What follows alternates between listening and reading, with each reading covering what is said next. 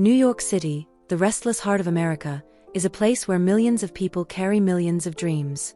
Beneath the shadows of its towering skyscrapers, stories are born every second, some forgotten, some eternal. It is a city of contradictions, hope and despair, wealth and poverty, loneliness and togetherness. And in the middle of this ocean of chaos, destiny quietly prepared a stage for two lives that could not have been more different. Aurelius Kane was born in the rougher streets of Brooklyn, in an old apartment that smelled of rain, rust, and forgotten promises. His father was a weary musician, a man who carried his battered guitar everywhere, playing in subways and on street corners for a few coins. His mother worked endlessly as a seamstress, her fingers raw from needle and thread, fighting to keep the family alive. Aurelius grew up knowing hunger, knowing hardship, yet also knowing the sound of music that floated from his father's strings late at night. That music was the fire that gave him hope, that one day, his life could be more than survival. Far away, Seraphina lived a life that seemed to belong to another universe. She was the daughter of a world-famous fashion designer whose gowns dazzled runways across Paris and Milan, and her mother was a philanthropist known for her grace in every society column. Seraphina's childhood was wrapped in velvet and gold. She attended private schools, wore silk dresses, and lived in a penthouse that looked down upon Central Park. To the outside world, she was perfect, a princess of New York society. But within her heart was a silence no wealth could cure. She longed not for diamonds or galas but for something pure, something real, something that touched her soul. Two lives, two worlds, two souls. One raised in struggle, the other in abundance. Their paths should never have crossed, yet destiny thrives on impossible meetings. It was on a rain-soaked afternoon that the first spark appeared. The city sky turned gray, lightning cut across the horizon, and rain poured down like a symphony of glass. Seeking shelter, Aurelius entered the New York Public Library. His clothes clung wet to his body, his hair dripping onto the tiled floor. But his eyes were searching, not for a dry corner, but for a book that could carry him away from the harsh reality of his world. And then, Seraphina stepped inside. She shook her umbrella, drops of water falling around her like scattered diamonds. Her golden hair was damp, strands resting against her pale cheeks. She walked slowly between the aisles, her presence almost unreal against the silence of the library. As she reached for a book high on the shelf, her fingers slipped, and the heavy volume fell to the ground. Aurelius, without thinking, bent down and picked it up. When he rose and handed it to her, their eyes met for the very first time. In that single heartbeat, the world outside seemed to fade. The storm, the noise, the rushing city, all of it disappeared. Seraphina's lips curved into a small, shy smile as she whispered, "Thank you." Aurelius did not answer with words, but his gaze held hers with an intensity that neither of them could ignore. In his dark eyes, she saw loneliness, honesty, and a quiet strength she had never witnessed in her world of glitter. In her emerald eyes, he saw longing, vulnerability, and a beauty that was more human than divine. They were strangers, yet in that fleeting silence, something deeper than words began to bloom. Seraphina finally walked away, the book pressed gently against her chest. But before leaving, she turned once, as if compelled by an invisible force. Aurelius was still watching her, his eyes steady, his presence unmoving, like a lighthouse in a storm. And in that moment, though neither of them spoke, they both understood that this was not the end. Something had begun, a thread of destiny tying them together in ways neither could yet imagine. The next few days passed with the usual rhythm of New York, the roar of subways, the flashing of neon lights, and the endless rush of people chasing lives too big for their own hands. Aurelius thought often of that rainy day, of the girl with emerald eyes and a smile that lingered like a soft echo in his chest. He told himself it was foolish, that people like her lived in worlds too distant from his own. Yet his mind returned to her again and again, as if her presence had left a mark that no poverty, no hardship could erase. For Seraphina, the memory was equally persistent. She had met countless men in her life, sons of businessmen, heirs of fortune, polished young men who smiled with practiced charm. But none of them had looked at her the way Aurelius did, with eyes stripped of pretension, carrying nothing but truth. In that brief glance, she had felt seen, not as a jewel of society, but simply as a human being. The thought both frightened and fascinated her. She could not explain why, but she longed to meet him again, to hear his voice beyond a single silent nod. Destiny, as if listening to their hearts, gave them another chance. It was in the same library, on a calmer afternoon. Aurelius sat in a quiet corner, absorbed in the worn pages of a book. Seraphina entered, her footsteps soft against the polished floor, and this time she noticed him before he noticed her. For a moment she stood still, debating whether to approach. But something within her, perhaps the same force that had made her turn back that rainy day, urged her forward. She walked toward him, her presence carrying the subtle fragrance of roses after rain. Aurelius lifted his eyes and froze. She was there again, the girl who did not belong to his world yet seemed to fill it effortlessly. He rose to his feet out of instinct, his voice finally breaking the silence between them. "I didn't think I'd see you again," he said softly, the words careful, almost reverent. Seraphina smiled faintly, her voice smooth as a melody. "Neither did I. But maybe fate likes surprises." It was the first time their words truly touched, and both felt the strange spark ignite into something stronger, something undeniable. They sat together for hours that afternoon, at first hesitant, then gradually opening like two flowers learning to trust the sun. Aurelius told her about his love for music, about the nights he listened to his father's guitar as though it carried all the secrets of the universe. Seraphina shared how lonely it felt to live in a mansion filled with noise but empty of warmth, how she often came to the library not just for books, but for silence. Their lives were opposite in every way, yet in their words they found reflection, as if each had been searching for the missing half of a forgotten story. When the evening sun began to pour golden light through the tall library windows, Seraphina stood reluctantly, her voice low, almost tender. "Perhaps we will meet again." Aurelius looked at her with a quiet certainty and replied, "If destiny truly likes surprises, it will not let us go so easily." And as she walked away once more, he felt it in his bones. This was only the beginning. The city had drawn them together, and no matter how far their worlds stood apart, something larger than both of them had started to weave their fates into one. The days turned into weeks, and with each passing moment, the library became their secret world. Aurelius and Seraphina met often under the tall, whispering shelves, sometimes speaking for hours, sometimes lost in the silence of each other's presence. The city outside roared on with its endless demands, but inside those walls, time seemed to bend. For Aurelius, every word she spoke was music. For Seraphina, every glance he gave her was a shelter from the storm of her life. Neither of them admitted it aloud yet, but their hearts were already walking a path they could no longer turn away from. One evening, Aurelius took her to Brooklyn Bridge. The sun had just dipped below the horizon, leaving the sky painted in shades of violet and crimson. The river glistened beneath them, and the city lights flickered awake one by one, like 1,000 stars scattered across the earth. Seraphina had never seen the city from that angle, raw, alive, unpolished. She stood by the railing, the wind tangling her golden hair, and whispered, "It feels more real here than anywhere else." Aurelius smiled, his voice deep with quiet conviction. "Because this is the city without masks. This is the heartbeat most people never hear." And in that moment, she realized he was showing her not just the city, but himself. Their conversations became confessions, their laughter grew softer, their silences heavier. Aurelius spoke of his dreams to rise beyond poverty, not with riches, but with purpose, to make music that carried the truth of his soul. Seraphina, in turn, revealed the weight of her family's expectations, how every choice of hers was measured, judged, and bound by chains she could not see but could always feel. For the first time, she did not have to be perfect, she could simply be. And Aurelius, for the first time, felt his existence mattered to someone beyond survival. It was on a rainy night, much like the one when they first met, that Aurelius finally reached for her hand. They were sitting beneath the archways of the library, the world outside drowned in the sound of falling water. For a long while, neither spoke. Then gently, Aurelius's fingers brushed against hers, hesitant, uncertain. Seraphina did not pull away. Instead, she intertwined her delicate fingers with his, her eyes glistening with unspoken emotions. Their hands remained locked as if the entire city could collapse around them, but they would still hold on. From that night forward, their love was no longer silent. They walked the streets of New York together, sometimes openly, sometimes in shadows.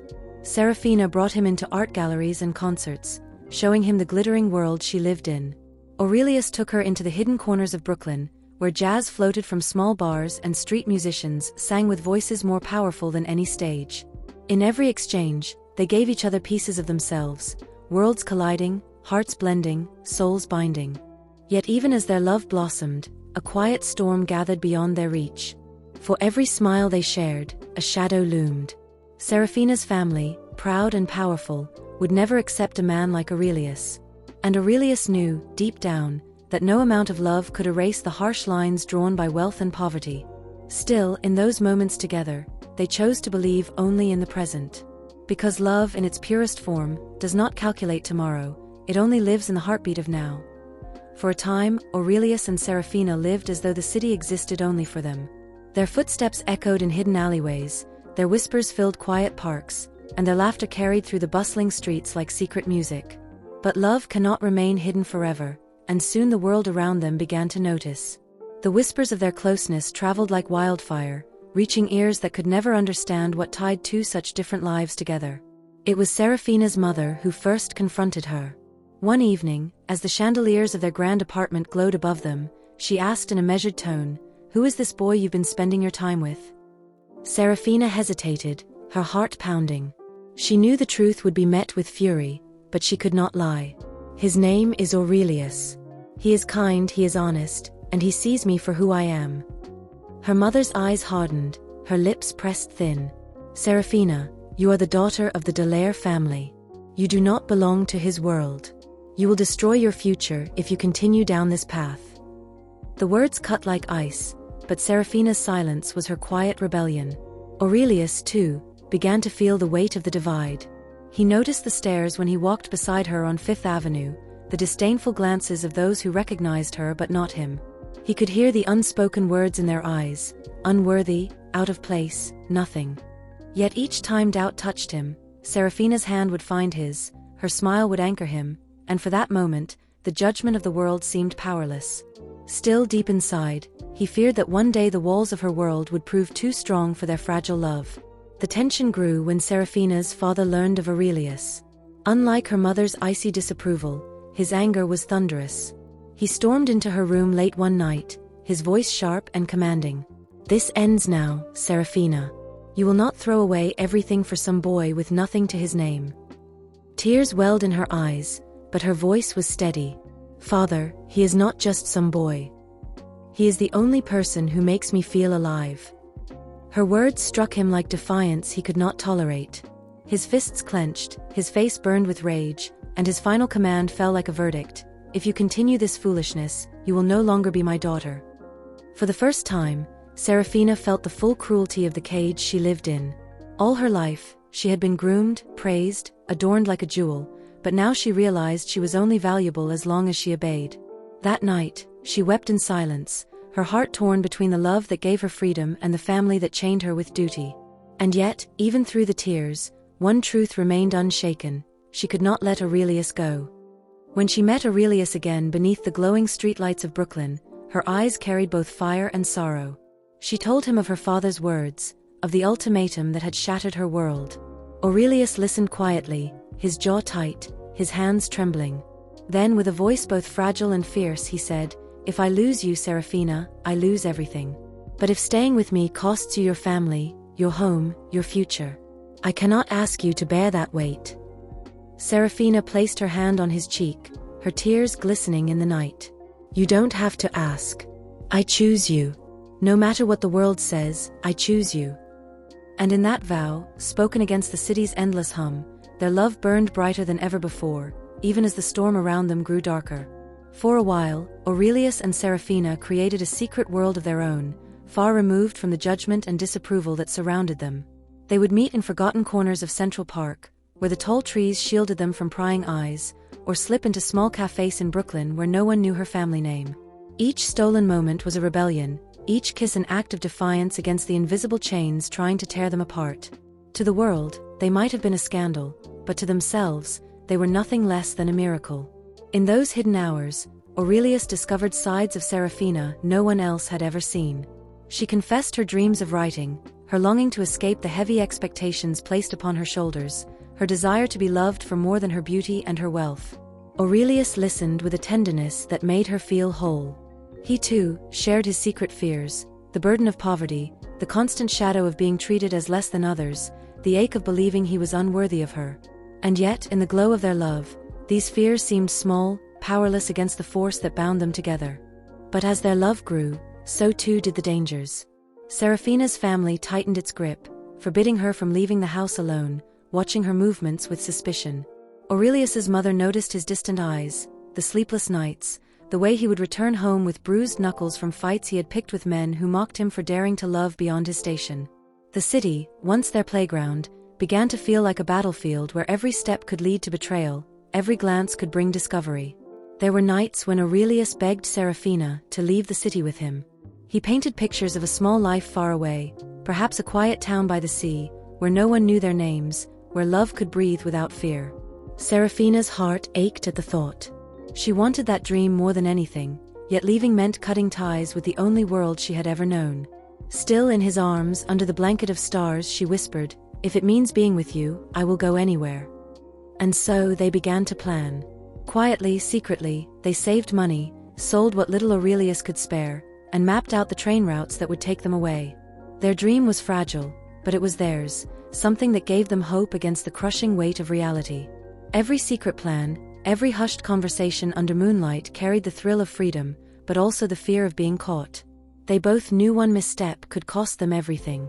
The city itself seemed to conspire against them. On the night they prepared to run, Seraphina was caught by her mother while slipping a small suitcase under her bed. Her mother's face, pale and trembling, turned to fury as she realized the truth. Words of betrayal flew like daggers. "You would throw away your family, your future, your name, for him?" Seraphina stood frozen, her heart shattering as the walls of her prison grew higher around her. That night, she was locked away in her own home, her dreams ripped from her hands, her only comfort the memory of Aurelius's touch and the echo of his voice promising, "I will find you." The night Seraphina was locked away, Aurelius waited in vain at their meeting place by the old bridge in Brooklyn. Hours passed, the city's hum dulled into silence, and still she did not come. He stood beneath the flickering streetlight, clutching the train tickets he had bought with every penny he had saved, his heart beating with dread. When the dawn broke and her shadow never appeared, he knew something had gone terribly wrong. The city, which had once felt alive with possibility, now seemed cold and merciless, mocking him with its indifference. Desperation drove Aurelius to recklessness. He wandered the streets outside Seraphina's grand apartment, watching the windows for even a glimpse of her. On one of those nights, he caught sight of her standing at her balcony, her face pale with sorrow, her eyes brimming with tears. Their gazes locked across the distance, and in that single moment, 1,000 words passed between them. She lifted her hand slightly, a fragile wave of love and farewell, and Aurelius felt his chest burn with equal parts devotion and despair. They were so close, yet an entire world stood between them. Determined not to lose her, Aurelius tried to reach her by writing letters. He slipped them into the hands of servants, left them hidden in the folds of her family's garden, desperate for any way to pierce the fortress she was trapped in. Some reached her, others never did. Each letter was soaked in longing, in promises of escape, in dreams of a life they could still build together. And each reply from Seraphina carried the same message: "Do not give up on me. Mai sûr. Always." But love, no matter how fierce, cannot always defeat the chains of power. Seraphina's father, enraged by her defiance, began arranging her marriage to a wealthy man from another powerful family. To him, this union was not about happiness but legacy, prestige, and control. When Seraphina resisted, his fury turned cruel. He locked her away even tighter, silencing her cries, determined to sever her from Aurelius once and for all. Yet in the shadows of her despair, she clung to the thought of Aurelius's arms, the memory of his laughter, the truth that her soul already belonged to him. Aurelius, on the other hand, was unraveling. His once bright dreams now felt fragile and broken. He stopped eating, stopped sleeping, his mind consumed by visions of Seraphina being forced into a life without him. His friends noticed the hollow look in his eyes, the way his voice cracked when he spoke her name. Still, he refused to surrender. Night after night, he planned daring ways to free her, to steal her away from the prison her family had built. Each plan grew more desperate than the last, driven not by hope but by a fear so deep it clawed at his soul. The turning point came one stormy evening, when Aurelius managed to slip past the guards and reach her once more. Rain poured as he scaled the iron gates, his hands torn and bleeding, until finally, he stood outside her window. Seraphina, startled and trembling, threw it open, her heart leaping at the sight of him. For a brief moment, time stopped, the storm, the fear, the world itself faded, and all that remained was their love. She fell into his arms, sobbing against his chest, whispering over and over, "Don't leave me. Don't ever leave me." And in the rain-soaked night, they clung to each other with the desperate knowledge that their love was running out of time. After their brief reunion in the rain, Aurelius and Seraphina hid in the shadows of the city, clinging to the fleeting moments they could steal from the world. Each touch, each whispered promise, carried the weight of knowing that their time together was measured, fragile, and fleeting. The streets of New York no longer seemed alive. They were a labyrinth, a gauntlet of danger, a reminder that society's rules could crush even the purest love. Yet in every stolen glance and every secret smile, they found a reason to breathe, to fight, and to hope. But hope alone could not shield them from reality. Seraphina's family discovered their whereabouts, and the consequences were swift and cruel. Her father sent men to retrieve her, determined to end the rebellion he could not tolerate. One evening, Aurelius barely escaped their grasp as Seraphina was dragged back into the gilded cage she had tried to flee. She screamed his name, her tears mingling with the rain, but the iron walls of wealth and power swallowed her cries. Aurelius could do nothing but watch from the shadows, helpless and broken, knowing the love that had once burned so brightly was now under siege. In the days that followed, Aurelius and Seraphina communicated only through secret notes and fleeting glimpses. Each message was filled with longing, each encounter a mixture of joy and pain. They whispered of escape, of running far from the city, of a life where love would not be shackled by rules, wealth, or pride. Yet every plan seemed doomed before it began. The world outside their love had grown relentless, unyielding, and powerful. Even their hearts began to tremble under the pressure, the shadow of loss looming larger with each passing hour. Their love, once a bright fire, began to feel like a candle flickering in a storm. Aurelius would sit alone in dimly lit rooms, clutching the letter Seraphina had risked sending him, replaying her laughter in his mind like a fragile, bittersweet melody. Seraphina, meanwhile, stared from her window at the city she had always loved but now felt imprisoned by, imagining his face in every shadow, his voice in every gust of wind. The distance between them was not just physical, it was a chasm carved by power, pride, and fate itself. On one particularly stormy night, Aurelius confronted the cruel reality. He realized that even if he could free her from her family's grasp, the world outside would never allow them to live freely. Every step they could take together was threatened by society, by judgment, by the relentless pressure of life itself. The thought twisted in his chest, a love so deep, so true, and yet powerless against the forces arrayed against it. It was a revelation that brought tears, rage, and a quiet, unbearable ache. Seraphina, sensing the growing despair in Aurelius, held him in her dreams as tightly as she could. She whispered promises of forever, though both knew the world might never allow it. And in that quiet, fragile communion of hearts, they made a choice. One night, under the storm-laden sky, they vowed that if the world would not let them live together, they would not live apart. Their hands entwined, their hearts beating as one, they stared out at the city that had given them love and taken it away, knowing that their story was approaching its inevitable, tragic conclusion. The storm that night was relentless, as though the city itself mourned their fate. Aurelius and Seraphina met one last time at the Brooklyn Bridge, drenched in rain, their clothes clinging to their bodies, hearts pounding with a mixture of fear, love, and despair. Every glance, every touch, spoke the words they could no longer say aloud, "I love you, and I cannot live without you." The wind howled around them, carrying away the last remnants of their fleeting freedom, leaving only the echo of a love the world had refused to let flourish. Aurelius held her tightly, his hands trembling as he brushed the wet hair from her face. "We tried everything," he whispered, his voice breaking under the weight of inevitability. Seraphina's lips trembled against his, her emerald eyes glistening with tears that blurred the stormy city around them. "I know," she replied softly. "But even if the world could not give us life, no one can take away what we shared." In that moment, neither the bridge, the rain, nor the roaring city existed. They were alone in the universe, two hearts finally, tragically united. The choice they had made was final. Neither could imagine a life without the other, yet the world outside demanded separation, hostility, and endless suffering. With a quiet resolve, they intertwined their fingers and let go of the city, of fear, of every chain that had bound them. Their last words were promises of love that would echo beyond life itself, their hearts beating together in perfect rhythm one final time. "Forever together, always," they murmured, letting the storm carry their cries into the night. And then, with the last shudder of fear, the last sigh of longing, they stepped forward. Time seemed to hold its breath as Aurelius and Seraphina fell together into the cold, dark waters below, leaving behind the city that had both given them love and denied them life. Their embrace remained unbroken, their hearts entwined, their souls unyielding, even as the world swallowed them whole. The city awoke the next morning to its usual rhythm, unaware of the tragedy that had passed beneath its towering skyline.